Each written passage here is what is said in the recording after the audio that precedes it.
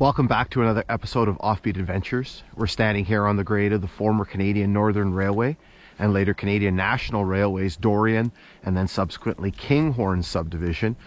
We are just south of the community of Hercote, Ontario, which lies in the township of Dorian.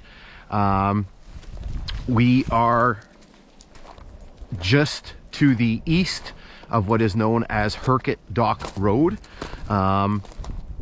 We're here on the grade. We're actually kind of backtracked to where we're supposed to start today's hike.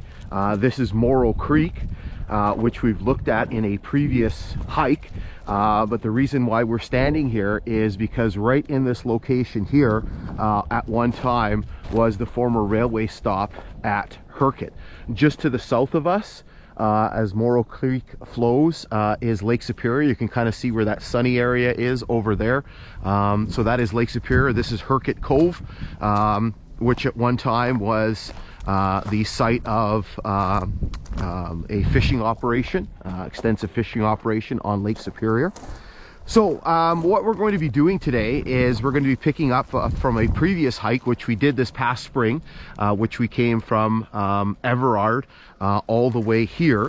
And we're going to be working our way to the south to the Wolf River. And again, so the reason why I backtracked a little bit is because in this area right here was the former railway stop here at Hercote. So Hercote was not an original stop on the line. It was added in 1919, so it appears on railway timetables in 1919, primarily because of the community that was starting to grow here, the fishing operation that was happening down at the lake, and as well because it was a stop on the Canadian Pacific Railway. So the Canadian Pacific Railway is just to the north of us. It's just up. You can see sort of some of those taller trees over there. That's where the Canadian Pacific line is. That's their Nipigon subdivision, which is part of their main line across Canada. And so Hercote was a major stop for the Canadian Pacific. They did have a water tank located here.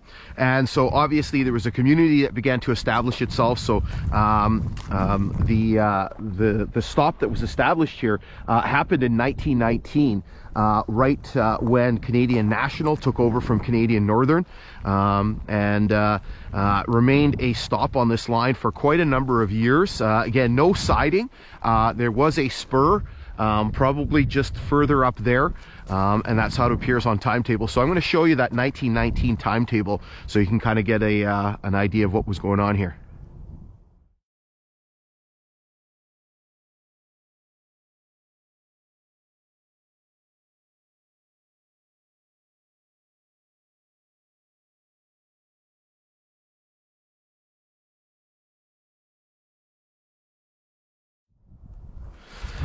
Okay, so this hike today is actually another redo. So we were here previously. We were here actually, ironically, 2 years ago, almost to the same, not to the same day, but to the same time of year. Sorry. This is the second week in October. It is Canadian Thanksgiving weekend, and we were here at this time 2 years ago. It was almost a very similar type of day, where there's patches of blue, but there's a little bit of kind of lingering cloud that is supposed to dissipate.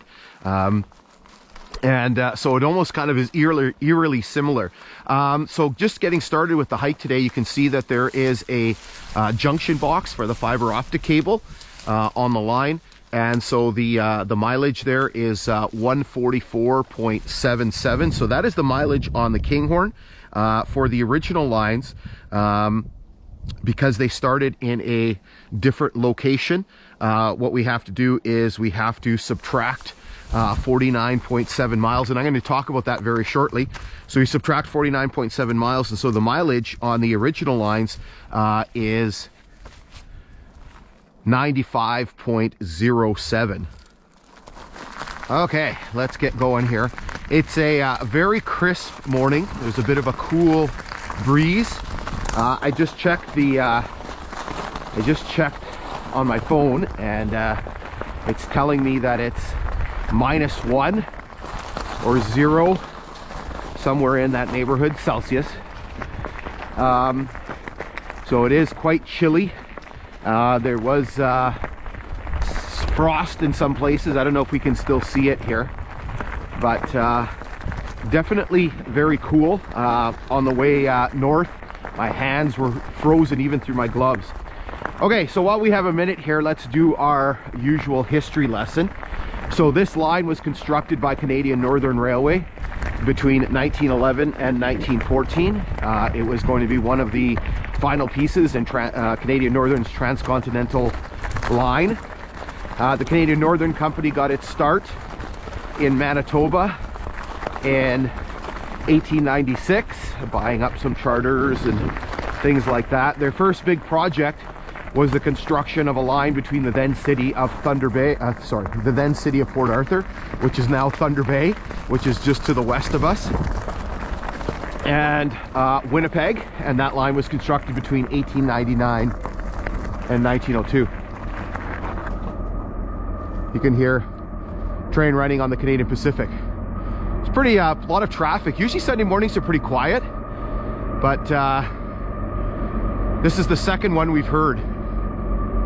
You're gonna hear the whistle in a second here, because as they're passing the crossing at Herkit. There it is.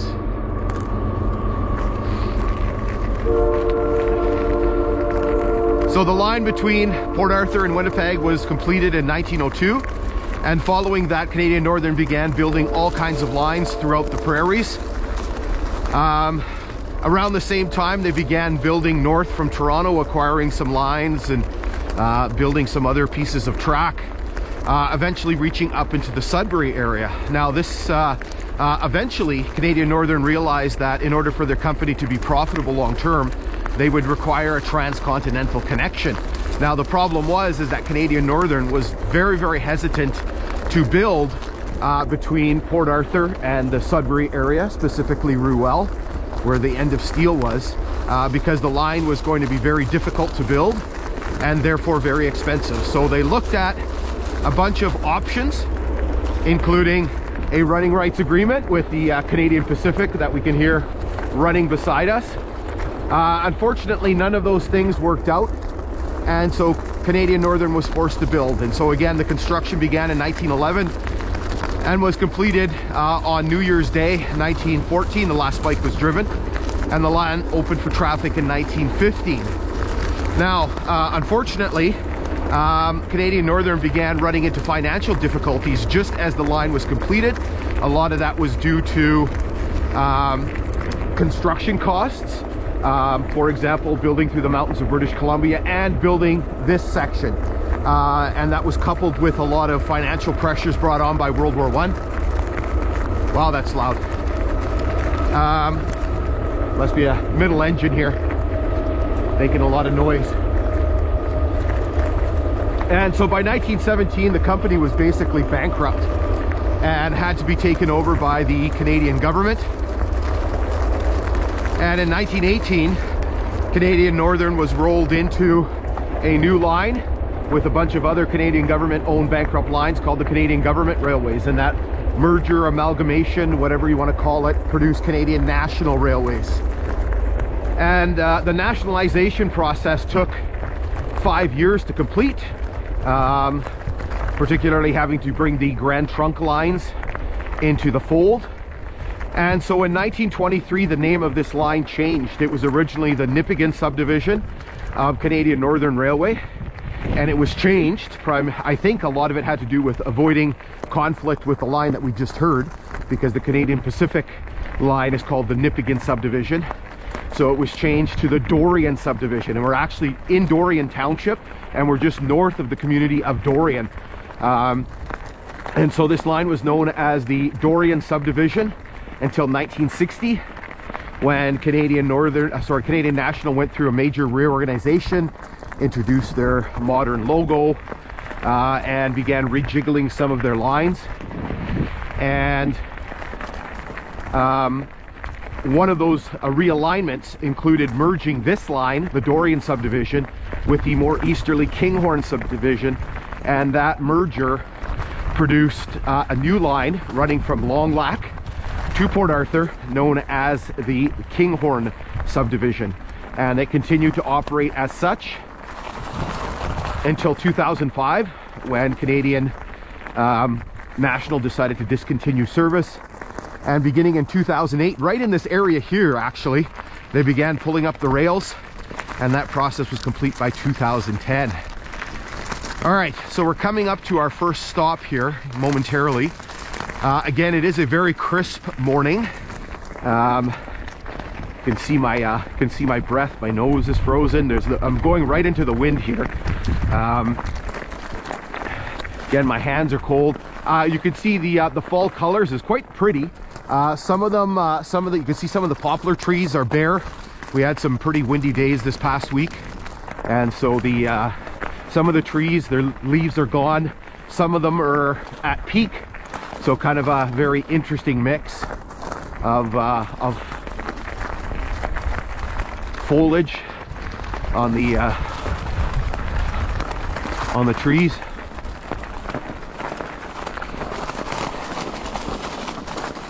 Little thick spot of ballast here. So here, I thought for sure here, maybe it's just warmed up just a little bit. It's just after 9 o'clock, and so maybe some of the frost has disappeared. It was kind of white in through here. Maybe in some of the more covered areas, you'll see some of the white still. So we're coming up to our first stopping point. There's a bunch of things at the beginning of this hike and one thing at the end, and kind of quiet in the middle. So we're coming up to a bridge crossing here. And this is a number of small little trestles. There were two just to the east of Hercote Dock Road, and there's two here to the west. This creek doesn't have a name. What's interesting is when we were here 2 years ago, and maybe I'm going to flash up that video, we don't see a lot of wildlife, you know, on these hikes. Not sure why, but there was actually a moose just up on the bend in the creek here. That was feeding in the creek, and I'll splash that up there. So we have a nice little visitor here. Might be hard to see. I only have my phone. My GoPro can't zoom in like this, and we have a moose hiding over there in the distance. It is I believe it is the beginning of gun hunting season here, and maybe he's trying to knows where he's going. This is the Hercote Conservation Area, so I don't know if there's any hunting allowed here, but kind of neat to see. You don't see as many moose around here as we used to. So this area here is actually part of this area in here is actually part of Hercote Cove Conservation Area, and maybe that's why you see wildlife, because they kind of know where to go. This weekend is actually the opening weekend for the big game gun season. And so there's lots of hunters about. We actually just saw a bunch of deer on the trail just as we got started on our hike, so moose and then deer. So obviously very heavy wildlife area. So here is this this bridge crossing, and the bridge itself, or the trestle, is, according to the profile map, 20 feet long. You can see the milepost marker. It's one of the older style wooden ones, but it's actually in pretty good shape. So you can see it's 145.4, okay? And that is the mileage on the Kinghorn. And so for the original line, for the Dorian subdivision, the Nipigon subdivision, that would be 95.7. So milepost 95.7. So what we're gonna do is we're gonna pause here for a moment, and we're gonna drop down and go have a look at this, this small little trestle. All right, so we've made our way down here on the south side of the grade. You can hear that there's a Canadian Pacific train running just north of us on the Nipigon subdivision. So here we can actually see a very good view of the structure. So from the last time I was here, even last year, somebody has come through and cut the brush and basically pulled out some of the debris underneath the bridge. So we get a very, very good view of this structure. It's in decent shape. Again, I don't know how old it is, but again, you can just basically see the piles in the creek. You can basically see the timbers. Probably dates back at least a little while. That nice, lovely aroma of creosote.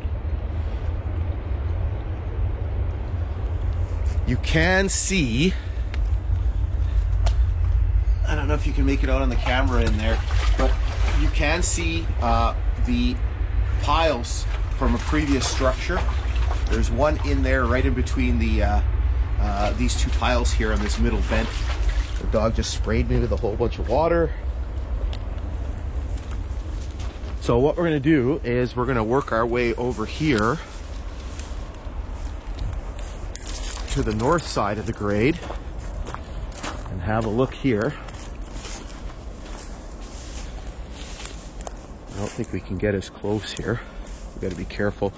That looks like a bottom end of a telegraph pole.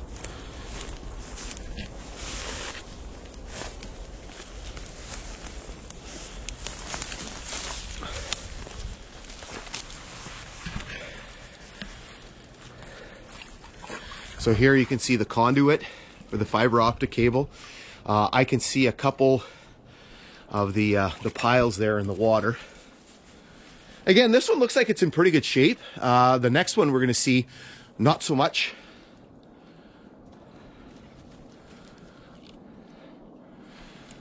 All right, so we're going to, speaking of the next one, we're going to jump back up on the grade and continue plugging our way to the south.